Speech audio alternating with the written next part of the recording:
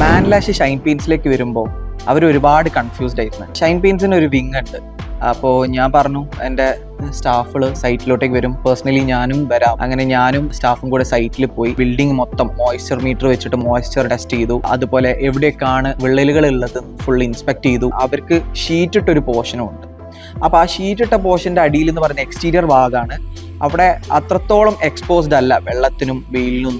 അപ്പോൾ ആ ഒരു ഏരിയയിൽ നമുക്ക് അത്ര ഹൈ ക്വാളിറ്റി പെയിന്റിലോട്ടേക്ക് പോകേണ്ട കാര്യവും ഇല്ല. പിന്നെ ഒരുപാട് വിള്ളലുള്ള ഭാഗങ്ങളിൽ ഞാൻ കൂടുതൽ ക്രാക്ക് ബ്രിഡ്ജിങ് പ്രോപ്പർട്ടി ഉള്ള ജോട്ടാ ഷീൽഡ് വാട്ടർ എക്സ്ട്രീം സജസ്റ്റ് ചെയ്തിട്ടുണ്ട്. ജോട്ടാ ഷീൽഡ് കളർ ലാസ്റ്റ് എന്ന് പറഞ്ഞ 0.7 mm ചെറിയ സ്പൈഡർ ക്രാക്കുകളൊക്കെ ഉള്ള ഭാഗങ്ങളിലേക്ക് അതാണ് ഞാൻ സജസ്റ്റ് ചെയ്തിരിക്കുന്നത്. ഒരുവിധം കോമ്പൗണ്ട് വാൾസിനൊന്നും ഒരു കമ്പനിയും വാറണ്ടി കൊടുക്കത്തില്ല.